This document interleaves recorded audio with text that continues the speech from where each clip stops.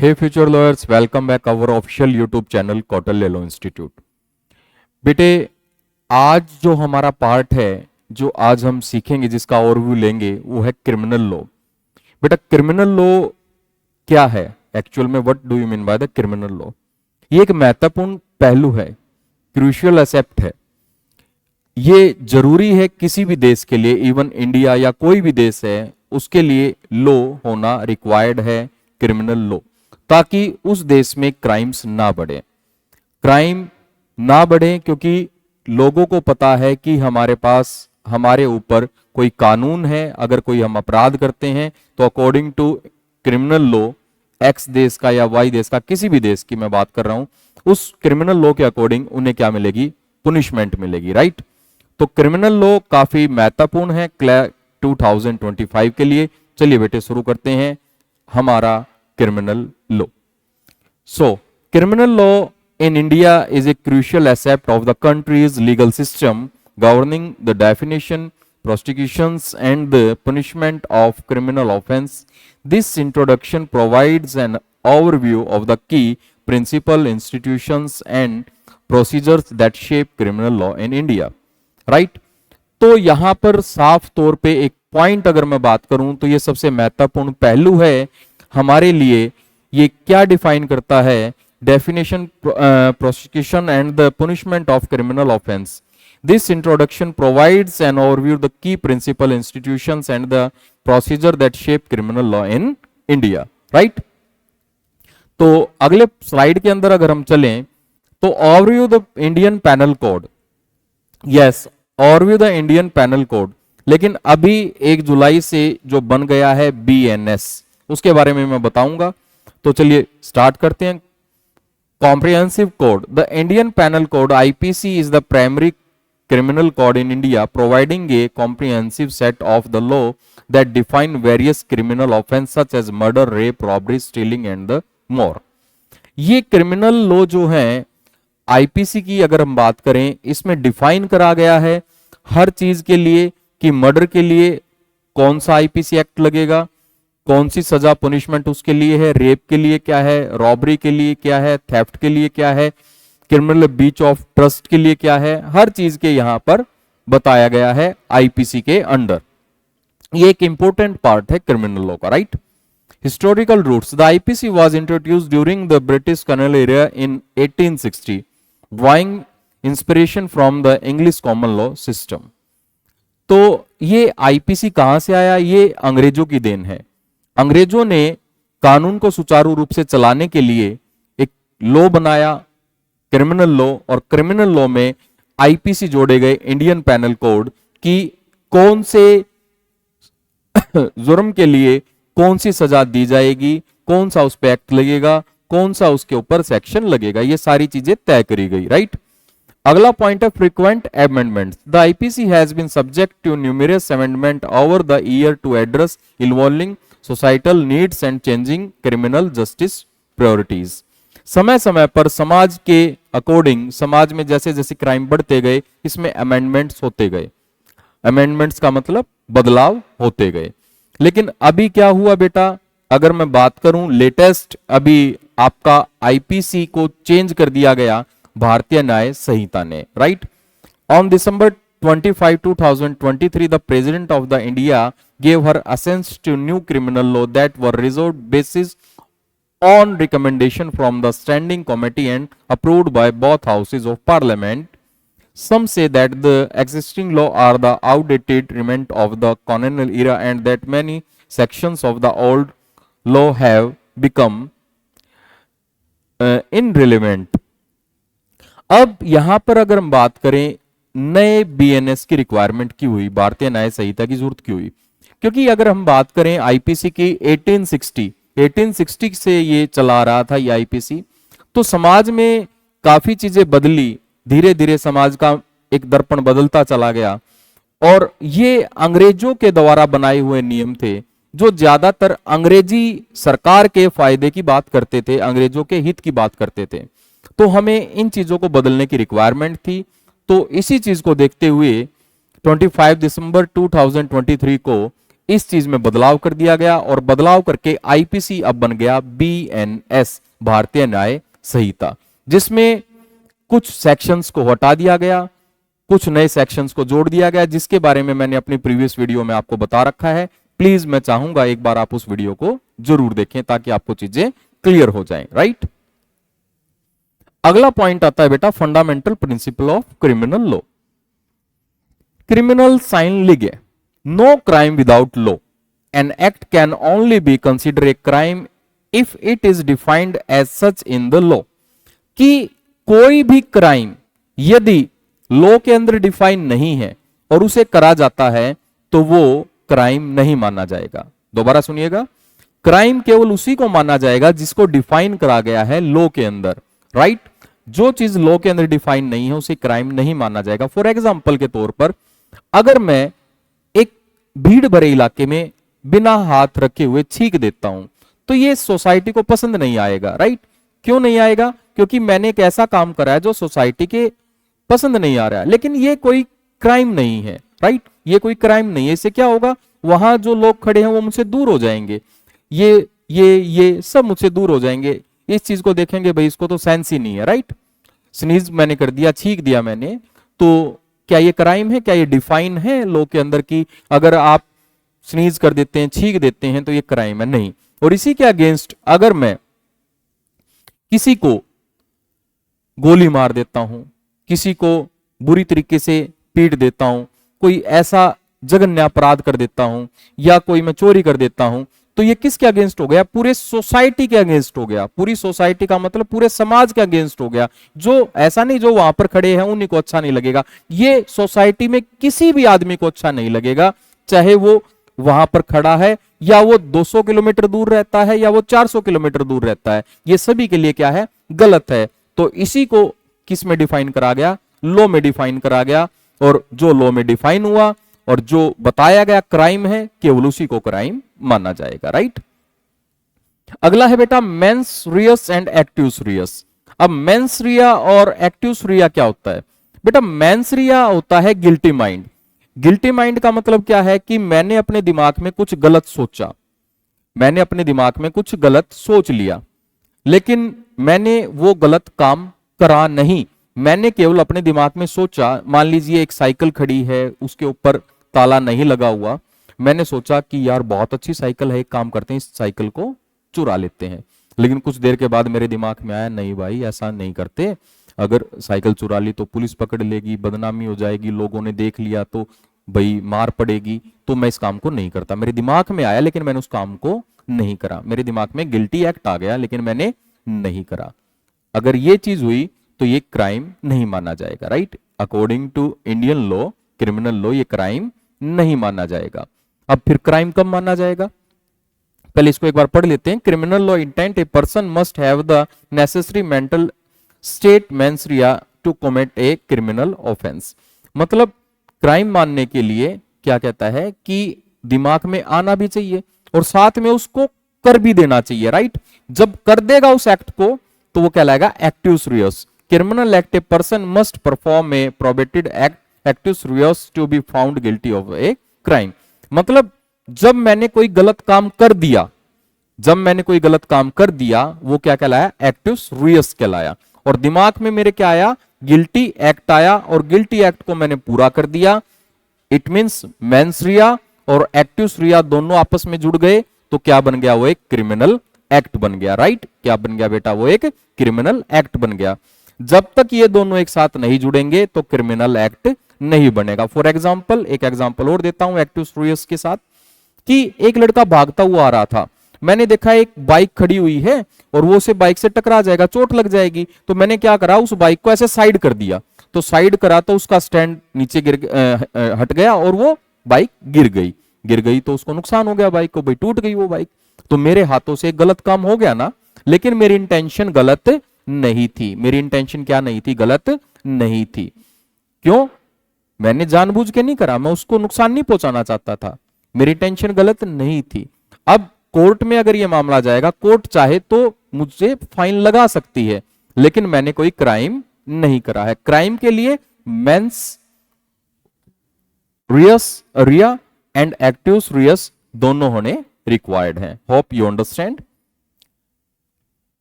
Presumption of innocence. The accused is presumed innocent until proven guilty beyond a reasonable doubt. अब कोई भी अपराधी जब तक अपराधी नहीं होता, जब तक उसका अपराध सिद्ध नहीं हो जाता, राइट बेटा, जब तक उसे निर्दोष माना जाता है, जब तक उसका अपराध सिद्ध नहीं हो जाता। यह बात भी आपको याद रखनी है। अगला point, types of crimes and punishment. Crime against person, offense such as murder, assault and kidnapping that directly harm individuals. Crime against property, offense such as theft, robbery and vandalism that involve the unlawful taking a destruction of the property. यदि मैं कोई crime करूं किसी person के against, जैसे example के तौर पे मैं उसकी किडनैपिंग कर लूं, मर्डर कर दूं, तो ये इंडिविजुअल क्राइम कहलाता है। क्राइम अगेंस्ट प्रॉपर्टी, भाई मैं उसे चुरा लूं, उसे बेटा मैं रॉबरी चुरा लूं, थेफ्ट कर लूं, उसकी बर्बरदा कर दूं, उसको तोड़ दूं, फोड़ दूं, खराब कर दूं चीजें, ये क्या कहलाता है? Crime against property. For example के तौर पे कि ये रिमोट है, राइट, ये रिमोट किसी का है, मैं गया मैंने इसको तोड़ दिया, खत्म कर दिया, तो मैंने क्या कर दिया? इस प्रॉपर्टी को क्राइम कर दिया, अगेंस्ट कर दिया, या मैं इसको साथ में ले गया, चुरा के ले गया, तो ये भी क्या है? क्राइम है, थेफ्ट। Crime against society. अब क्राइम अगेंस्ट सोसाइटी का मतलब है offence such as drug trafficking, मतलब ऐसे नशीले पदार्थों का तस्करी करना जो समाज के लिए गलत है, समाज के लिए जघन्य हो जाते हैं। लोगों को एक बात बताइएगा ना, ड्रग्स अगर मैं सप्लाई करूंगा, लूंगा, तो लोगों को, समाज को इसका फायदा क्या होगा? इसका तो नुकसान होगा। युवा जो है, यूथ है, वो खराब हो जाएंगे, वो बिगड़ जाएंगे। अगला है ब्राइबरी, भाई मैं रिश्वत ले रहा हूं। And terrorism that threaten the well being to the community, या टेररिज्म जो मतलब सोसाइटी के अगेंस्ट चल रहा है। पुनिशमेंट, अब पुनिशमेंट की बात है, भाई अगर कोई अपराध करेगा तो इनको पुनिशमेंट भी दी जाएगी। ऐसा थोड़ी ना अपराध करेगा केवल कह के छोड़ दिया जाएगा, नहीं भाई आगे से मत करना। कोई हीनियस क्राइम करा, कोई जघन्य अपराध करा, तो उसके लिए पुनिशमेंट भी है। वो पुनिशमेंट क्या हो सकती है? imposed on the convicted offenders including imprisonment, fines and some cases the death penalty। या तो उनको imprisonment दे दिया जाएगा, हो सकता है लाइफ imprisonment दे दे, कारावास 2 साल 4 साल या जीवन भर का कारावास दे दे। कोई छोटा मोटा अपराध है, फाइन लगाकर छोड़ दे भाई कोर्ट उसको, या कोई बड़ा क्राइम है तो उसको डेथ पेनल्टी भी दी जा सकती है। जैसे आपका 2013 में निर्भया गैंग रेप हुआ था, उन सारे के सारे क्रिमिनल्स को क्या दे दिया गया था? ऑफेंडर्स को क्या दे दिया गया था? डेथ पेनल्टी दे दी गई थी हमारे ऑनरेबल कोर्ट द्वारा, राइट। अगले चलते हैं बेटे, criminal justice system in India. सबसे पहले कोई क्राइम होगा तो कोई तो सिस्टम होगा ना, ऐसे थोड़ी ना क्राइम हुआ, आ भाई तूने क्राइम करा, चल तेरी बात, तूने क्राइम करा, यस चल तेरे ऊपर ये सजा है, चल भाग जा यहां से। नहीं, एक प्रोसीजर होता है। The first procedure is investigation. सबसे पहले क्या होगी? Police force and the other information agencies जो होती हैं वो क्या करेंगी? इन्वेस्टिगेट करेंगी, आइडेंटिफाई करेंगी कि भाई जो ये क्राइम हुआ है इसके साक्ष्य जुटाएंगी, इसके अंदर क्या क्या सबूत है, उन सभी चीजों को जुटाया जाएगा। उसके बाद prosecution, the public prosecutor present the case against the accused in court seeking A conviction. उसके बाद जो वकील साहब हैं वो क्या करेंगे भाई? कोर्ट में जाएंगे और केस को बताएंगे, जी ये सबूत है, इस प्रकार से इस आदमी ने ये फलाना फलाना काम करा जो सोसाइटी के अगेंस्ट है, और सर ये इस व्यक्ति के द्वारा करा गया, कृपया इसे सजा दीजिए। उसके बाद आता है बेटा न्याय की बारी, फैसले की बारी, एडजक्शन। द जुडिशरी इंक्लूड जजेस and the magistrate preside over criminal trials. Trial होंगे साथ के साथ, ऐसा थोड़ी ना एक दिन में फैसला हो जाएगा। डिफेंडेंट की भी बात सुनी जाएगी, प्लेंटिफ की भी बात सुनी जाएगी, दोनों की बातें सुनी जाएंगी। एक ही दिन में फैसला नहीं होता, डिफेंडेंट अपनी बात बोलेगा, प्लेंटिफ अपनी बात बोलेगा, ट्रायल चलते रहेंगे एंड डिटरमाइंस द गिल्टी और इनोसेंस ऑफ द अक्यूज्ड। और उसके बाद तय करा जाएगा जो अक्यूज्ड है वो गिल्टी है या नहीं है, राइट। उसके बाद role of law enforcement agencies like police है, सीबीआई है, वो एजेंसीज जो भारत सरकार द्वारा तय करी गई हैं कि भाई अगर कोई अपराध होता है तो आप इन्वेस्टिगेट कीजिए। उसमें से वो कोई भी एजेंसी हो सकती है। सबसे पहले वो करेगी investigation. The police officer investigate crime, collect evidence and identify suspect. अभी थोड़ी देर पहले मैंने आपको बताया भी था, राइट। अरेस्ट करा जाएगा, भाई जो आदमी गलत है उसको अरेस्ट करा जाएगा, सस्पेक्टेड को अरेस्ट कर लिया जाएगा। उसके बाद प्रशिक्षण, the police provide support and evidence to the public prosecutor during the trial process. अब पुलिस क्या करेगी, पब्लिक प्रोसिक्यूटर को एविडेंस देगी, सर इसने क्राइम कराया, देखिए हम एविडेंस लेके आए हैं, आप जज साहब को दिखाइए, सर ये एविडेंस आप जज साहब को दिखाइए। Enforcement, police and the other agency ensure the carrying out the court order and the sentences, right. अगला पॉइंट आता है बेटा procedural aspect of criminal trials, charges. The prosecution file charges against the accused, outline the specified criminal offences, right, charges लगाए जाएंगे। उसके बाद क्या होगा बेटा, पिले, द अक्यूज्ड एंट्री पिले आइदर एडमिटिंग गिल्टी और डिनाई द चार्जेस। अब वो बताएगा कि सर मैंने करा है या नहीं करा है, ये सारी चीजें वो यहां पर बताई जाएंगी। ट्रायल्स चलेंगे, the court proceeding where evidence is presented and witnesses are examined by both prosecution and the defence. Trial से चलेंगे, दोनों के द्वारा डिफेंडेंट और प्लेंटिफ के जो भी वकील हैं वो क्रॉस एग्जामिनेशन होगा, दोनों से सवालात करे जाएंगे। ऐसा नहीं जाती एकदम पुलिस ने अपना सबूत दे दिया, ठीक है सर ये सबूत है इसको सजा दे दो, ऐसा नहीं है, डिफेंडेंट भी अपनी बात रखेगा। उसके बाद है डिसीजन, द जज is jury deliver a verdict finding the accused either guilty or not guilty of the charges. उसके बाद फैसला लिया जाएगा बेटे। Emerging trend and the challenges in the Indian criminal law. अभी बेटा जो चैलेंजेस आ रहे हैं, जो नए नए केस आ रहे हैं, जैसे मैं थोड़ी देर पहले बताया कि आईपीसी में वो चीजें नहीं थी, अब वो चीजें बढ़ती जा रही हैं। तो अभी 1860 में जो था वो अब नहीं है, समय बढ़ा है, साइंस बढ़ी है और क्राइम्स के तरीके बड़े हैं, तो इसके लिए उसमें बदलाव होने रिक्वायर्ड थे, जरूरी थे। तो दैट्स वाई बीएनएस भारतीय नए संहिता आना रिक्वायर्ड था।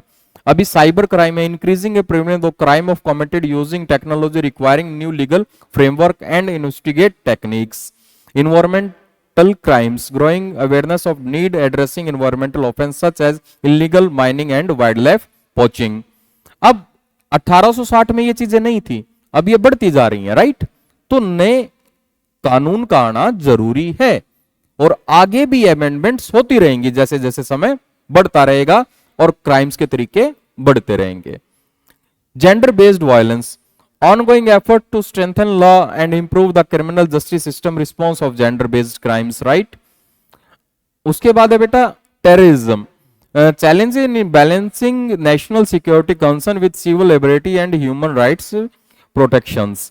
तो इसी को लेकर अभी हमारे बीएनएस में एक टेररिज्म का सेक्शन भी ऐड करा गया है, मैंने उसको डिटेल में कराया है, प्लीज मैं चाहूंगा एक बार वीडियो को आप जाकर जरूर देख लें।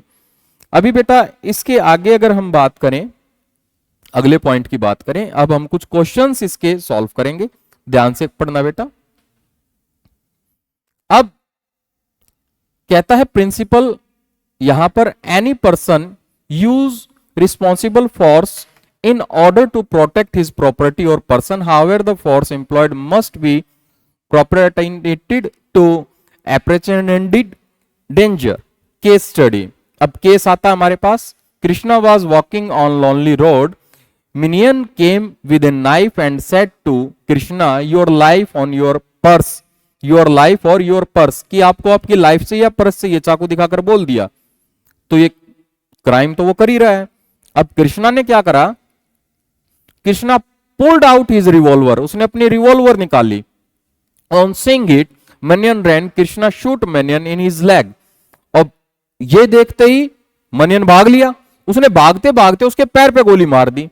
अब पैर पे गोली मार दी तो भाई बात ऐसी है, यहां पर ये जो पॉइंट हमारे को दिया गया है legal principal use reasonable forces, इसमें उसने क्या करा, उसने एक गलती कर दी। अभी देखते हैं वो एक्यूज्ड बना या नहीं बना, डिसाइड करते हैं। Option, Krishna will not be punished, नहीं भाई गलत है, क्योंकि वो तो देखिए उसके ऊपर हमला थोड़ी ना कर रहा था, वो चाकू लेके हमला तो कर नहीं रहा था, वो भाग गया था। अब भाग गया था तो वो एक्यूज्ड बनेगा, पक्का बनेगा।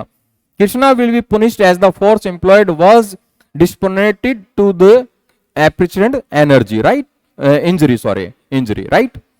तो इसका आंसर बनेगा थर्ड। सेल्फ डिफेंस की बात करते हैं, केस स्टडी करते हैं।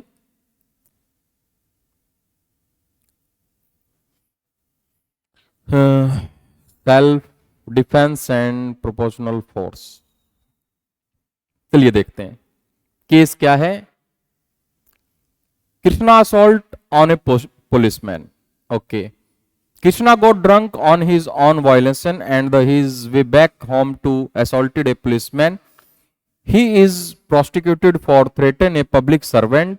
The question at hand is whether Mr. Krishna is liable for punishment. Krishna ने अपनी मर्जी से शराब पी है, किसी ने उसे नहीं पिलाई है, और उसके बाद उसने पुलिस वाले से क्या करा है? बदतमीजी करी है, मारपीट करी है, तो क्या वो लाइबल है? बिल्कुल। Yes, Krishna is liable for punishment as he assaulted a policeman. Yes, Krishna is liable punished as he got drunk on his own violation. C गलत है, A, क्योंकि चार्ज बनेगा पुलिस मैन के साथ उसने, क्योंकि यहां पर साफ तौर पे बोला गया है Krishna is liable for punishment. The question is hand is whether the mister Krishna is punishment. To determine Krishna liability we must consider the following option. तो यहां पर हमें पुलिस के हिसाब से आंसर देना था, ना कि शराब के हिसाब से आंसर देना था. राइट. थेफ्ट एंड इंटेंट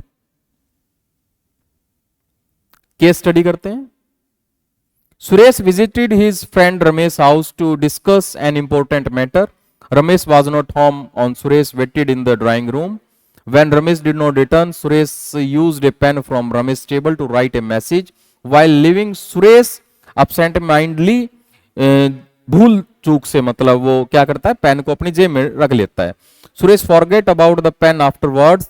बाद में देना भूल जाता है. The pen was valuable, leading Ramesh to file a police complaint. Police found the pen at Suresh house. Suresh के हाउस से मिल जाता है, लेकिन उसकी इंटेंशन गलत नहीं थी, उसका दिमाग गलत नहीं था, उसके द्वारा गलत कार्य हो गया. तो जैसे मैंने एक्टिवस रियोस मेंसरिया के बारे में भी बताया था, तो series did not commit theft because he do not have the dishonest intention. तो आंसर बनेगा इसका सी. नेक्स्ट केस स्टडी करते हैं बेटा. A falsely represent to be a shop owner that he was a officer from the sales tax department. In the course of going through the vouchers he expressed his interest to buy costly television on installment basis. कि वो बताता है भाई मैं tax department से हूं, मैं एक बहुत, उसने चूज करा एक बहुत ही महंगा टेलीविजन खरीदने के लिए. और B regularly agreed hoping that he would get a favourable assignment from A regarding his tax liability. A paid the first instalment and took the TV and disappeared. और पहले इंस्टॉलमेंट देके गायब हो गया, आया ही नहीं. उसके बाद क्या कहता है, तो police someone how manage to arrest him and shot the prosecute A for cheating. और पुलिस ने जैसे जैसे तैसे उसको पकड़ लिया. क्या वो चीटिंग के लिए लायबल होगा? बिल्कुल होगा भाई, लायबल तो बिल्कुल होगा. अब आंसर क्या आएगा? A committed cheating because he introduce B a part of TV posing himself as tax officer. गलत हो गया, क्योंकि वो लायबल किस लिए वो पकड़ा किस लिए? क्योंकि उसने पैसे नहीं भरे. तो अभी क्या आंसर आएगा? A committed cheating because he did not pay the subsequent instalment. Answer आएगा बी. आंसर क्या आएगा बेटा इसका? बी. अगला है बेटा माइनर्स, जो छोटे होते हैं. अभी 7 साल से कम जो बच्चा कोई अपराध कर देता है भारत के संविधान में, उसको सजा देने का कोई अधिकार नहीं है. कोई भी ऐसा सेक्शन नहीं है कि उसे सजा दी जाएगी. चलिए पढ़ते हैं. Child born on the January 1 January 2005 killed another bee on the December 30, 2011. अभी 7 साल का नहीं हुआ है. अभी इसको आगे पढ़ते हैं. Legal analyse. A committed no offence. बिल्कुल ये आंसर आएगा, पहला ही आंसर आ गया. ए ने कोई अपराध नहीं करा, क्योंकि भारत का संविधान क्या कहता है? 7 साल से कम बच्चा यदि कोई अपराध कर दे तो उसे अपराधी नहीं माना जाएगा. Kumud went to a jewellery shop with a view to finding a match for her bangle. She selected the bangle which matches with the bangle which she was wearing, and when she saw the price tag, she gave it up. वो अपनी bangle लेने के लिए गई थी, match करने के लिए गई थी. बोलता finding a match her bangle. अपनी बैंगल से मैच करते हुए उसने एक बैंगल देखी, उसके प्राइस आए थे तो उसने उसको वहीं रख दिया. उसके बाद कहता है बट मीन वाइल सी इंडेवेंटली का मतलब होता है गलती से. took the valuable bangle of the shop and left less valuable bangle in the cassette of valuable bangles. उसने गलती से महंगी बैंगल पहन ली और सस्ते वाली जो अपनी बैंगल थी वो और बैंगल्स के कैसेट के अंदर रख दी. Nobody in the shop noticed it and she discovered it only after reaching home. और उसे घर जाकर पता चला, किसी ने उसे देखा नहीं. तो भाई किसी ने उसे देखा नहीं, उसे घर जाकर पता चला. उसकी डिसऑनेस्ट तो थी नहीं, उसके मन में कोई पाप तो था ही नहीं. तो इसका मतलब Kumud not committed theft because her intention was not dishonest. Third इसका आंसर बिल्कुल क्लियरली शो हो रहा है। नेक्स्ट है Mr Ramchandra wife unknowingly received a counterfeit ₹100 note, कि रामचंद्रन की वाइफ जो है गलती से एक 100 रुपए का नकली नोट ले आई as change from grocery shop. किससे? ग्रोसरी शॉप से। जब उसने चेंज दिया ग्रोसरी शॉप वाले ने, वो चेंज में 100 रुपए का नकली नोट आ गया। अपॉन डिस्कवरिंग हिम, इसको बताने की बजाय Ramchandra decided to return the same shop to dispose of the counterfeit note. उसने सोचा कि मैं सेम शॉप पे जाऊंगा, इसको चेंज करा दूंगा, बदलवा दूंगा। कैसे बदलवाऊंगा चलिए देखते हैं। He purchased a saving cream, उसने एक सेविंग क्रीम ली, द वर्थ 32.50 पैसा, and attempt to pay with the counterfeit note, और नकली नोट उसे दे दिया। However the cashier identify the note, भाई कैशियर को पता चल गया जी ये नकली नोट है। As counterfeit at alert the police, और उसने किसको बुला लिया? पुलिस को बुला लिया नकली नोट के देने के कारण। अब हालांकि वो उसी दुकान से गया था, लेकिन उसकी इंटेंशन गलत थी। उसको जाके बोलना चाहिए था कि सर आपके पास ये नकली नोट आया, प्लीज चेंज कर दीजिए, मेरी वाइफ आई थी, आपने चेंज दिए थे, उसके साथ ये आ गया। लेकिन उसने क्या करा? जानबूझ के उधर गया, उसके दिमाग में पहले गिल्टी एक्ट आया, फिर उसने क्या करा? उसको पूरा भी कर दिया, मेंस री एक्टिव्स री आ गया, तो उसका अपराध सिद्ध होता है। तो यहां पर अभी आंसर क्या आएगा? नोट वाले तो गलत हो गए। Mr. Ramchandra is guilty because the attempted to deliver a counterfeit currency note as genuine which he knew was counterfeit। जानबूझकर उसने नकली नोट चलाया, ये जानते हुए भी एक नकली नोट है, तो यहां पर उसका अपराध सिद्ध होता है। उसे क्रिमिनल एक्ट अर्थात क्राइम उसने कर दिया, एक गलत काम उसने कर दिया। अगला आता है बेटा, mister call was passing by Mrs. Meadows' house when her dog ran out and bit Mr. Cole's overcoat। भाई मिस्टर कोल जा रहे थे मिस्टर मैटो के हाउस के नजदीक से, उनका कुत्ता आया, उनके रेनकोट पे काट लिया। In response mister call turned out and raised the pistol he was carrying. उन्होंने अपनी पिस्टल निकाली जो वो अपने साथ रखते थे। In his overcoat pocket as the dog ran away mister, लेकिन पिस्टल देखते ही कुत्ता भाग गया। लेकिन उन्होंने क्या करा? मिस्टर कॉल शॉट इट, उन्होंने उसको गोली मार दी। It's important to be note, इस चीज को याद रखिएगा, that Mr Cole was aware the dog history of attacking other people in the Jammu locality. उनको पता था कि इस कुत्ते की बहुत सारी घटनाएं हो चुकी हैं, इस डॉग की बहुत सारी घटनाएं हो चुकी हैं क्या काटने की, तो यहां पर उसने इन चीज को देखते हुए उसको गोली मार दी। Mrs Matthews claim that her dog was a rare breed and was worth 5,000। She is considering legal action against Mr. Cole for compensation। उनको ये लगा जी मेरा कुत्ता तो 5,000 रुपए का था, आपने मार दिया, मुझे कंपनसेशन दो, मैं लीगल एक्शन की तैयारी करूंगी। This situation raise several legal question regarding self defence and proportional force. Possible legal outcomes क्या निकलेंगे? बड़े सिंपल से निकलेंगे, वो कामयाब नहीं होगी। रीजन? क्योंकि वो डॉग पहले से क्या कर रहा था? लोगों को काट रहा था, लोगों को खतरा पैदा कर रहा था। अभी चलती देखते हैं, सक्सीड तो होगी नहीं। She might not succeed because Mr Cole was justified in shooting the dog protect himself. She could fail in her claim because Mr Cole took action to protect himself as well as many other member public in the future. So required answer for C this question. उम्मीद करता हूं बच्चे आपको ये criminal act और criminal कुछ questions जो मैंने करवाए वो अच्छे से क्लियर हो गए होंगे। Hope all things are clear.